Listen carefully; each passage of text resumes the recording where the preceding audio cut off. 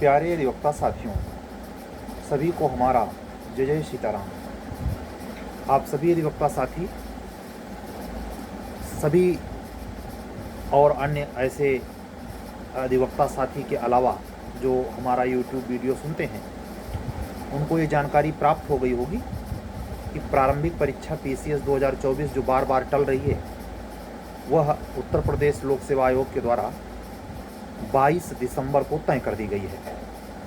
और उसमें एक बात और समाहित हो गई कि यानी राइट टाइम पर जो ARO के होने की बात थी, कयासबाजी चल रही थी, या कल के वीडियो में जैसा कि हमने कहा कि हो सकता है 7-8 तारीख में से अब भी समय है सरकार ऐसा करे, लेकिन सरकार को अधिकारियों ने समझाया होगा, सेंटर से भी सूचनाएं मिली होंगी, तमाम तरीके की बातों पर विचार विमर्श करने के बाद PCS का एग्ज़ाम जो 7-8 दिसंबर को प्रस्तावित था, लगभग सुनिश्चित हो चुका था, उसको एक बार पुनः एक ही डेट पे करवाने की वजह से 22 दिसंबर को निश्चित कर दिया गया है।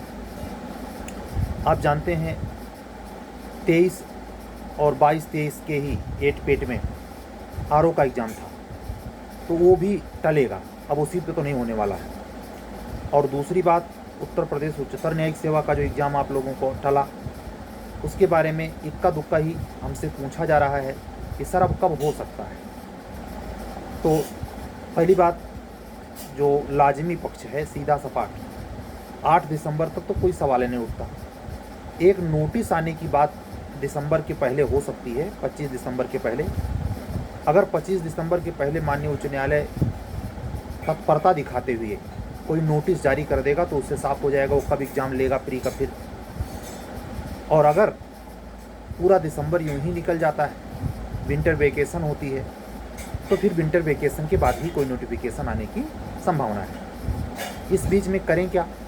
आप सभी अधिवक्ता साथियों से हम बार बार कह रहे हैं कि अपने पुराने पेपर्स चाहे प्री बेस पे पढ़ें चाहे मेंस बेस पे पढ़ें, अच्छे ढंग से पढ़ें। उसका 4 प्रकार से फ़ायदा है। पहला तो ये, सिलेबस बदले बटे गढ़े कुछ भी हो, कैसा भी निर्णय हाई कोर्ट ले ले, वो पुराने वाले को जड़ से ख़त्म नहीं करेगा। वहाँ आप हमेशा 100% लाभ में रहेंगे। आप कई अधिवक्ता बहनों का हमारे पास मैसेज आया, सर नया पढ़ने वाले में नुकसान भी हो सकता है। कहने को तो है, और जो तर्क संगत है, जो विधि संगत है, जो नैतिक है, जो सब सर्वोचित है, कि पुराना सिलेबस जो हुआ करता था वो पर्याप्त था। उसमें इतना ज़्यादा गुंजाइश थी कि जिसको आप चाहते उसको लेते। लेकिन जो ये डिक्टेटरशिप वाला नियम कानून बना है, ये आज नहीं तो कल ध्वस्त तो होगा ही। चाहे इस वैकेंसी में ध्वस्त हो जाए, चाहे आप खुद ध्वस्त कर दें, चाहे कोई करवा दे, ये कोई रोक नहीं पाएगा।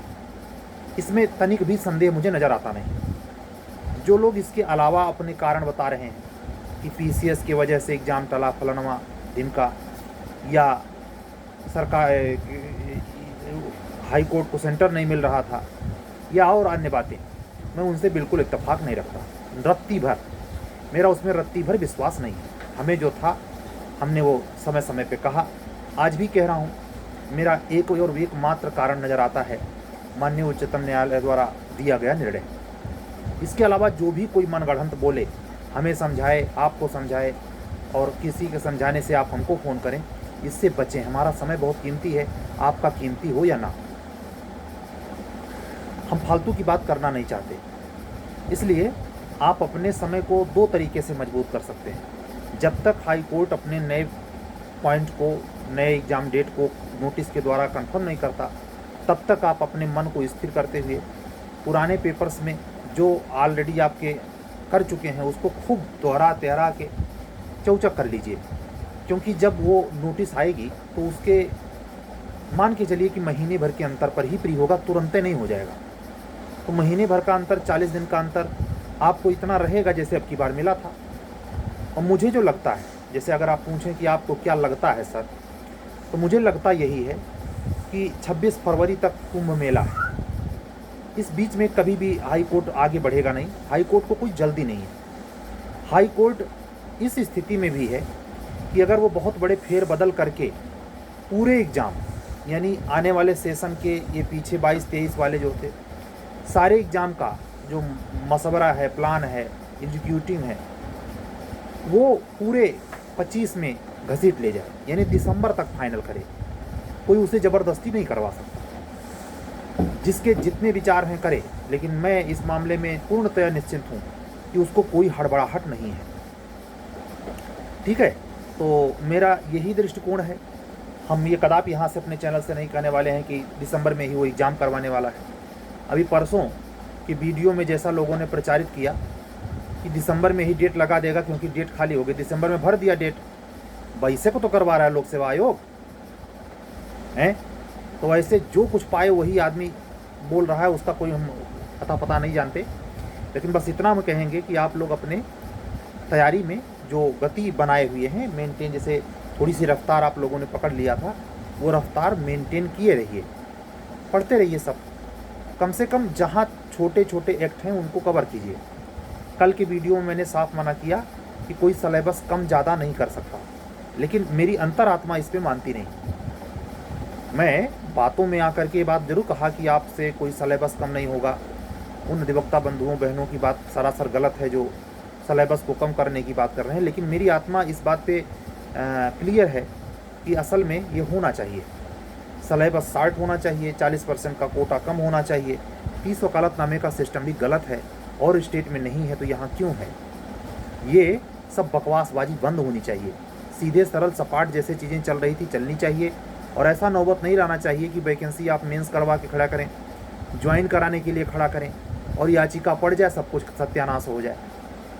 तो इससे बेटर है कि थूका फजीहत हो, पूरा सर्वनाश हो, उससे बेटर है कि समय रहते चेत आ जाए और उसमें आमूलचूर परिवर्तन करके ऐसी स्थिति में एग्ज़ाम लिया जाए कि उसमें विवाद का कोई विषय न बचे। आने वाले समय में तमाम चीज़ें परिलक्षित होंगी और तमाम जानकारियाँ सामने आएंगी, आप लोगों को भी वो अवगत होता रहेगा। आज का वीडियो बहुत लंबी नहीं बनाऊंगा, लेकिन ये ज़रूर कहूँगा कि जूनियर डिवीज़न के बच्चे बस कभी भी घंटी घनघना सकती है। जूनियर डिवीज़न के बच्चे आप लोगों के लिए, जो आप लोगों ने पिछले सितंबर से इंतज़ार किया है, वो घड़ी लगभग बीत चुकी है। अब घड़ी बीत चुकी है। कमीशन को थोड़ा सा ठंडा होने दीजिए। 22 को कराएगा ना वो PCS, तो एक सवाल तो ये बन सकता है, तो क्या 22 तक का रिजल्ट विज्ञापन नहीं निकाल सकता? नहीं, विज्ञापन निकालने में बहुत ताकत लगाने की ज़रूरत नहीं, बहुत वर्कर लगाने की ज़रूरत नहीं है, बहुत बाबुओं की और कलर की ज़रूरत नहीं है। बस केवल एक दिन विज्ञापन के लिए हस्ताक्षर होना चाहिए अध्यक्ष का, बस फटाक से आ जाएगी। उसमें डेट वो बढ़ा देंगे कि अभी मत भराओ, 22 के बाद भराओ, वो भी तो कर सकते हैं। लेकिन नोटिफाइड करने के लिए उनका उपयुक्त समय स्टार्ट है आज से ही।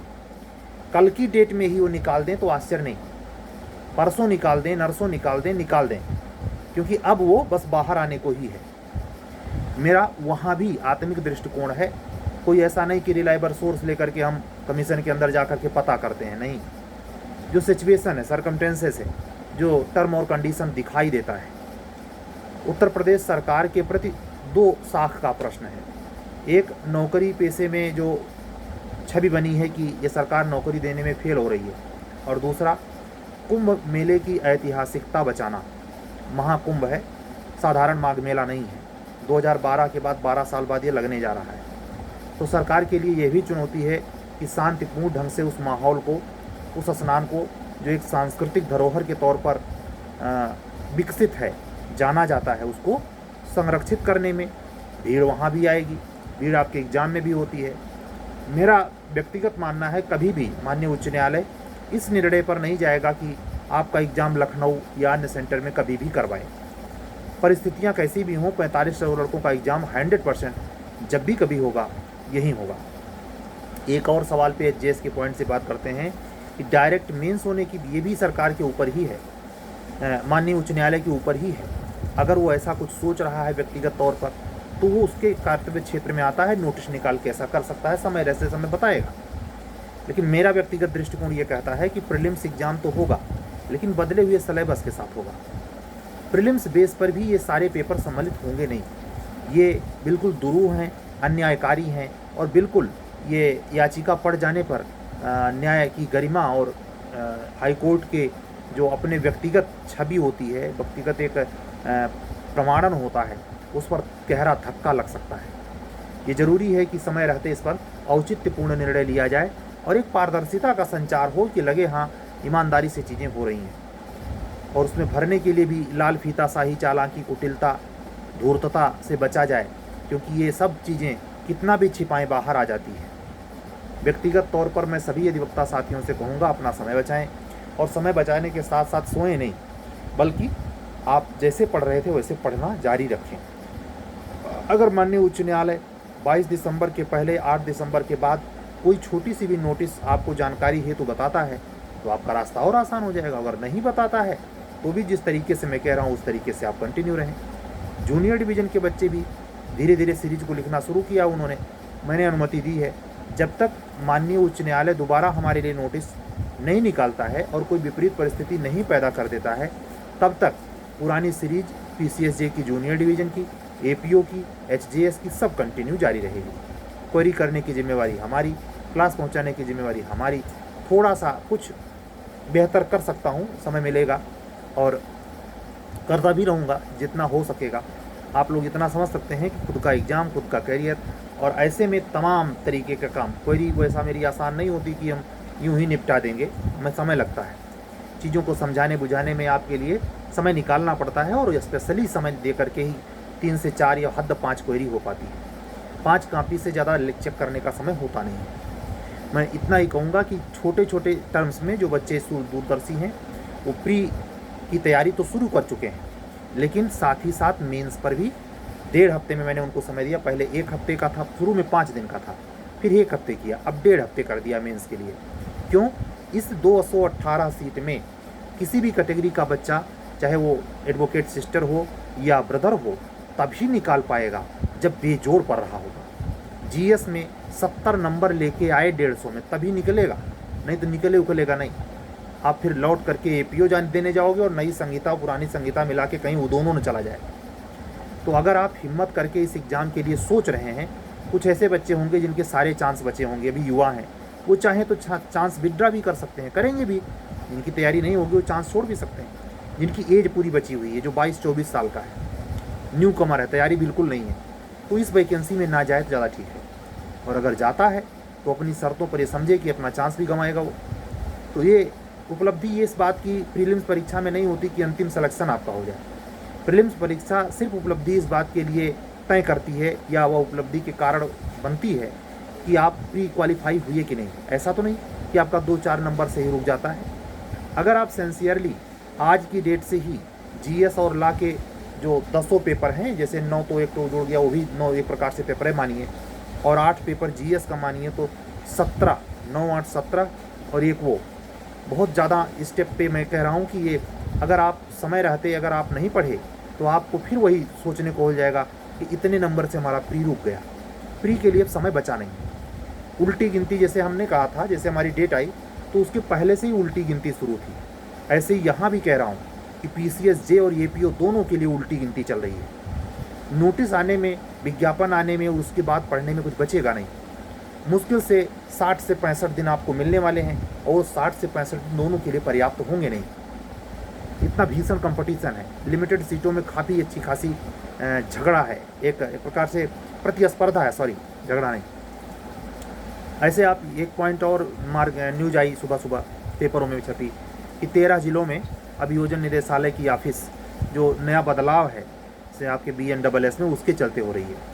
तो उससे मैं सीधा संबंध वैकेंसी से नहीं जोड़ता, ना उसके बारे में कोई आपसे राय मशवरा या रखना यहाँ चाहता हूँ। बस सिर्फ इतना जानिए अभी आपके माइंड में 118 पद, 114 पद APO का और 218 पद PCSJ का माइंड मेकअप करके चलिए। बढ़ेगी तो अच्छी बात है, नहीं तो कोई बात नहीं। यही सब कहना था। आज की वीडियो 20 मिनट की ही रहेगी। कल इस पर लंबी बात करूँगा, क्योंकि आज की क्लास वैसे मैंने जानबूझ करके बंक कर दी। क्यों? क्योंकि मैं खुद ये पता करने में लगा कि वाकई में हाई कोर्ट की मंशा क्या है। क्या कल की वीडियो की तरह बिल्कुल यही है कि वो कुछ रद्दोबदल नहीं करेगा, वो किसी साधारण कारण की वजह से ऐसा टाल दिया? मैं 24 घंटे में इस निष्कर्ष पे पहुंच गया कि नहीं, माजरा बड़ा है, और वो माजरा आपको पता चलेगा। चाहे शुरुआती लक्षण तो इधर दिख सकते हैं, लेकिन असली पता चलेगा 14 यानी मकर संक्रांति के बाद ही, यानी जब विंटर वेकेशन बीत जाएगा उसके बाद हाई कोर्ट पिटारा खोलेगा। वो करना क्यों चाहता है, आप शायद वहाँ समझ पाएँ कि टाला क्यों था। अभी समझ में आएगा नहीं। अभी आपके पास एक से एक कुंडेदार बुद्धिवान है, कोई किसी से कम नहीं है। मैं तो कह रहा हूँ ईगो का एरिया है, जुडिशरी का फील्ड सबसे ज़्यादा ईगो वाला एरिया है। चाहे कोई प्रोसिक्यूशन ऑफिसर है, चाहे कोई एडिशनल डिस्ट्रिक्ट जज ऑफिसर है, कोई किसी पद पर है, कोई किसी से कम नहीं है, सब अपने आप में तूरम खां है। इसलिए यहाँ असलियत पता करना बिल्कुल नामुमकिन है। और उसके बाद आपसे मीठा मीठा बतियाएगा, पीछे जाके गाली देगा।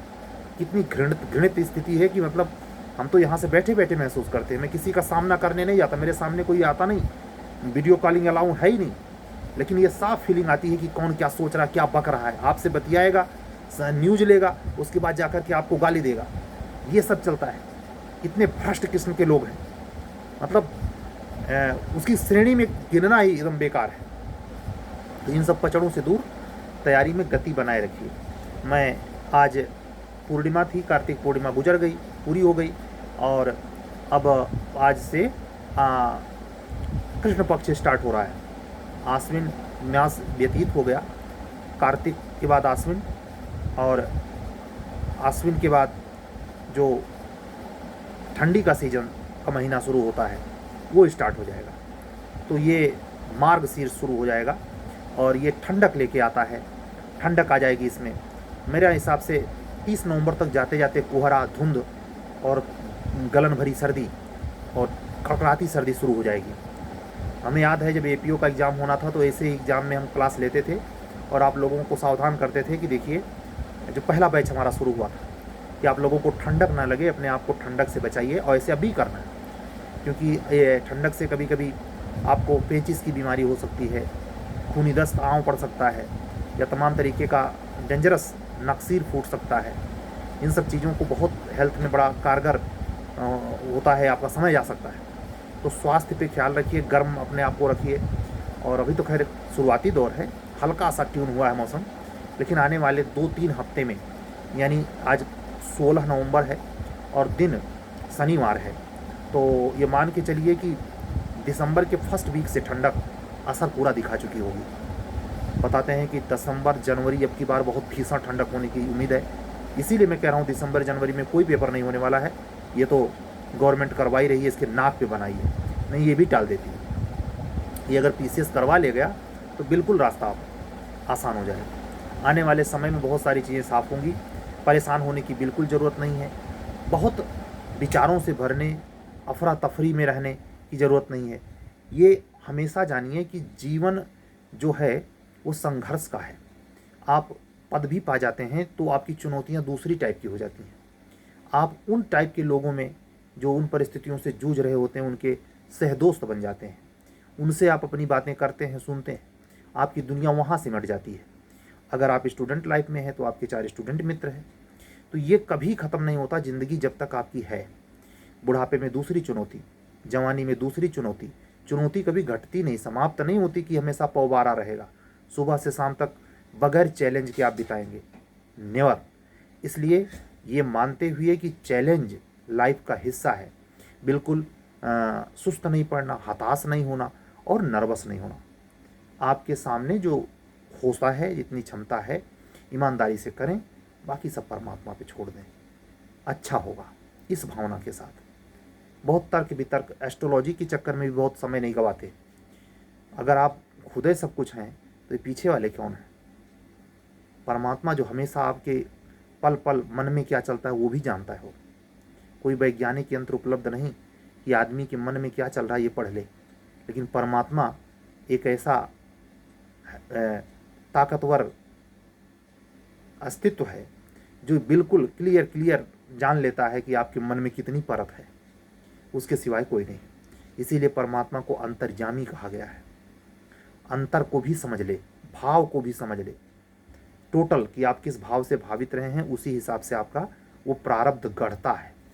जो कहते हैं कि पुरुषस्य भाग्यम दैवो न जानत, उसका यही अर्थ है कि अगर पुरुष ने नेकी खूब की है, बताया किसी को नहीं है, तब भी परमात्मा देखता है।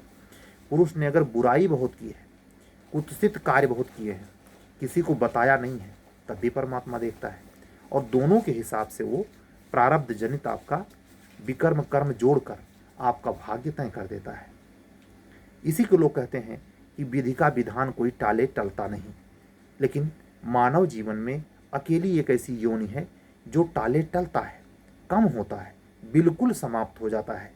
अगर दुर्गुण है या दुष्लक्षण है ऐसे कि जो अनिष्टकारी हैं, अगर आप सत्कर्म में लगे हैं, सच्चे हैं, दिल से आप किसी को बुरा नहीं कहते हैं और आप अपने कार्य में अच्छे व्यवहार के प्रति उन्मुख रहते हैं, धीरे धीरे करके आपके अच्छे कार्य के चलते, अच्छे कर्म के चलते आपका जो एक फेनामेना तैयार होगा कर्म का, उससे आपके जो विसंगत पूर्ण कृत्य रहे हैं, प्रारब्ध बना है, वो निर्झर की भांति झर जाएगा। ठीक है, इन्हीं सब चीज़ों पर अमल कीजिए। समय पढ़ने में गुजारिए शांतिपूर्वक, अफरा तफरी के बगैर। और कोई अतिरिक्त सूचना होती है किसी भी एपीओ के लिए, अपने स्टेट अनदर स्टेट, जे के लिए अपने स्टेट अनदर स्टेट, या एचजीएस के लिए अपने स्टेट या अनदर स्टेट, जैसे कल की वीडियो मैंने पूरा बताया कि कैसे छत्तीसगढ़ का एग्ज़ाम का रिजल्ट आ गया, कैसे सारी चीज़ें। लेकिन ये रखते रखते वीडियो बंद करते करते कह दे रहा हूँ कि पीसीएस जे के लिए समय बचा नहीं है। पीसीएस जे के लिए हाईवे खुला है, बिल्कुल खुला है, और कभी भी, मैं कह रहा हूँ कभी भी वो प्रकाशित हो सकती है, इसलिए आप लोग उसकी तैयारी में लगे रहिए। खास करके प्रारंभिक परीक्षा के 4 पेपर, वो 9 नए एक्ट जो 20 नंबर के आएंगे, तथा जूरिस, इंटरनेशनल लॉ और करंट अफेयर्स में जीके, इन 4 पे अगर आपने अच्छी पकड़ बनाई तो आप, यही 4 ऐसा सेक्टर है जो आपको 70 नंबर, 50 के बजाय 70 नंबर जीएस में सही करवा देता है। यही वो एरिया है जो आपको 280 के बजाय 300 तक पहुंचा देता है, और अगर 300 तक पहुंचते हैं तो 320 तक पहुंचा देता है। ठीक है, इन पर आप थोड़ा सा प्रयास कीजिए बेहतर ढंग से, चाहे मीडियम आपका कुछ भी हो, लेकिन इस पर रोज पढ़ना शुरू कर दीजिए, नहीं तो आपके विज्ञापन आने के बाद आप पढ़ाई नहीं कर पाएंगे। 101% कह रहा हूँ, हड़बड़ी मच जाएगी और लास्ट में आप 7 नंबर के डिजिट के अंदर आप रोते हुए मिलेंगे कि इतने नंबर से हमारा प्री हुआ नहीं। यहाँ मेरिट उससे डाउन नहीं होगी, क्यों? सीट कम हो गई है, 303 नहीं 218 मात्र है। ठीक है, और 220 2 सीट और अपने आप से बढ़ा लेते हैं तो उसका 10 गुना 2200, 2220 है। 2000 लड़के केवल मेंस लिखेंगे। चलते हैं सभी अधिवक्ता साथियों से, अगर आप हमारे चैनल पर नए हैं, चैनल सब्सक्राइब करें, लाइक करें, अन्य अधिवक्ता साथियों तक पहुंचाएं जो seriously UP junior division, civil जज, एपीओ और एचजीएस की तैयारी में लगे। कल फिर मिलेंगे। सभी अधिवक्ता बहनों को जय जय सिया राम, बंधुओं को जय जय सिया राम, शुभ रात्रि, सत्यमेव जयते।